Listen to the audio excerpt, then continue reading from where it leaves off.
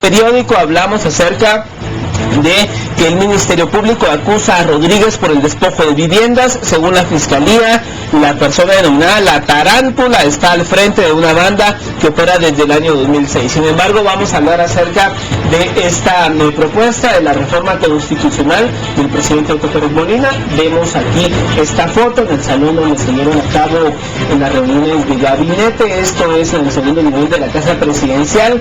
Vemos al mandatario acompañado de Antonio Arenales Forno, el polémico secretario de la Paz, que ha ido a la CIDH a decir que en Guatemala no hubo genocidio y a pedir que se desestimen varios casos contra el Estado guatemalteco. Pero vamos a hablar un poco de las reformas que ya están en la mesa. El Ejecutivo ya ha dejado claro qué es lo que desea impulsar que se reforme. Me llama la atención uno de los temas. El diario El Periódico lo titula como uno de los temas más discutidos, y es que no podrán ser funcionarios. En el artículo 160 se autoriza a los diputados a desempeñar otro cargo por el cual no fueron electos, ministro o funcionario de Estado. Dicho artículo será eliminado.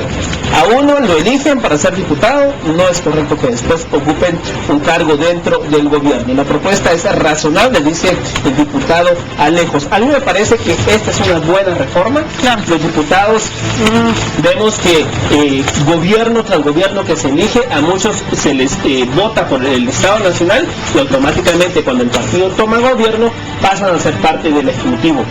Esta administración, así como pasó en la administración pasada y en la antepasada, hemos tenido claros casos. Quizá uno de los que más me llama la atención es el de Anabela de León, actual registradora de la propiedad. Ella fue votada por el Estado Nacional y saltó del Congreso a una dependencia. Así que yo aplaudo esta reforma. Los diputados tienen que ir al Congreso. Pero hay que tomar en cuenta también otra cuestión, que este tipo de problemáticas se podría aliviar en la ley electoral y de partidos políticos. Claro. En esa misma manera es donde se pueden presentar las previsiones acompañadas de una sanción también. Pero ¿por qué tocar de tajo la Constitución Política de la República de Guatemala? Es cierto, ayer se presentó, desde anteayer, este primer borrador bastante avanzado de lo que serían las reformas a la Constitución Política de la República de Guatemala. Hay que también hacer ver que pese a que el presidente de la República dijo que se debían de pasar en la manera en que estaban siendo presentadas, hay que recordar el proceso que se lleva a cabo dentro del Congreso de la República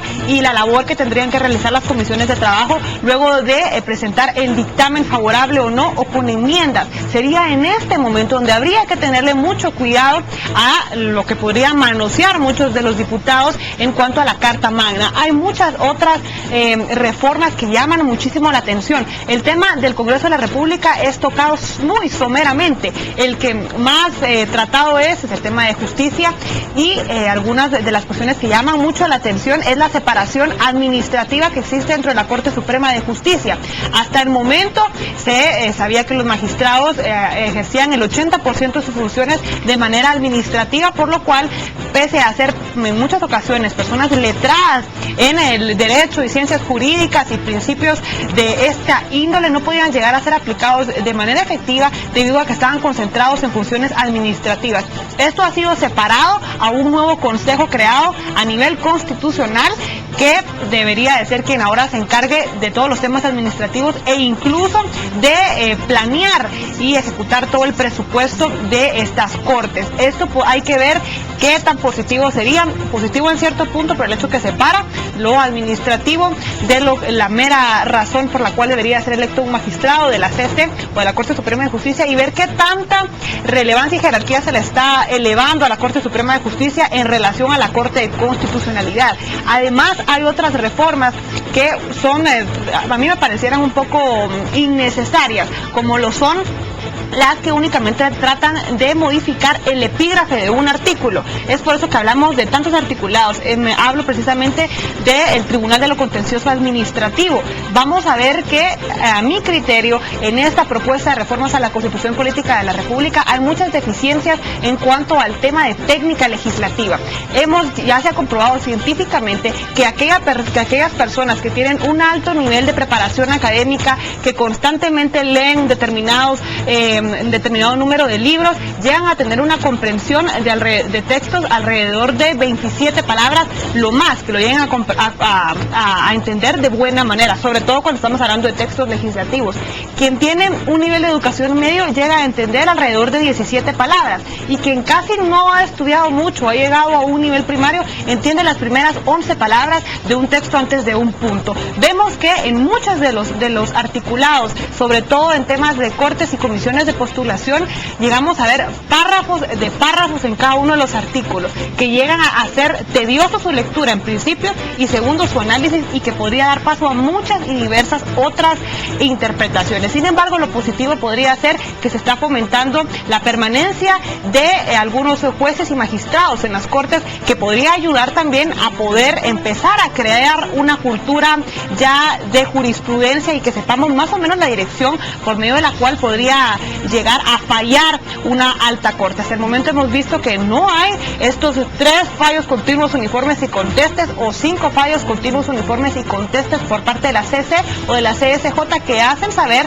a quienes practican la profesión del derecho cómo será que irá a fallar en favor o en contra de algún caso en concreto. Claro, hay algunos temas en cuanto donde la Corte de Constitucionalidad considero yo que sí ha dejado bien claro y se ha creado una jurisprudencia en cuanto a ciertos casos, pero por ejemplo, no lo hay, en el tema, no lo hay. Fíjate que yo creo que sí. No, porque para que haya jurisprudencia tiene que haber, como te digo, 3 fallos o 5 que hayan razonado en el mismo caso y de la misma manera, y no lo hay. Yo creo que sí. En el caso, por ejemplo, de la prohibición para que participara como candidato presidencial José Efraín Ríos Montt, ya habían 2 fallos antes del 2003 que pero no iban, entonces estamos viendo que no hay nuevamente jurisprudencia, porque eran únicamente 2 casos que decían que no, y a él se le permite la candidatura a la presidencia. Rompemos esta posibilidad de jurisprudencia, y ahora con Sandra Torres nuevamente sobre el mismo articulado de las prohibiciones a optar al cargo de presidente, se le dice que no, pero nuevamente vemos 2 fallos por un lado, 2 fallos por el otro. Son casos distintos. Estábamos hablando en un caso de cónyuges, y en otro caso de personas que habrían ya fungido ya habrían estado al frente del Estado como jefes, como presidentes, como era el caso pero es de que eso era lo que precisamente se criticaba en 2003, que por qué esa Corte de Constitucionalidad había roto las 2 sentencias anteriores que se había venido. Por eso no hay jurisprudencia, ¿verdad? Bueno, pero si faltaba un tercer fallo, ya había una línea de que él no podía ser candidato. Y a eso se desprende. Y sin embargo, en 2003 la Corte viene, rompe eso, y es por eso que él se le permite ser candidato a la presidencia. Exacto, por eso es de que no hay jurisprudencia hasta ese momento, porque no hay una línea uniforme en cuanto a los fallos. De esta manera quisiéramos seguir platicando más sobre este y otros temas que definitivamente son relevantes en el plano nacional, pero también hay otros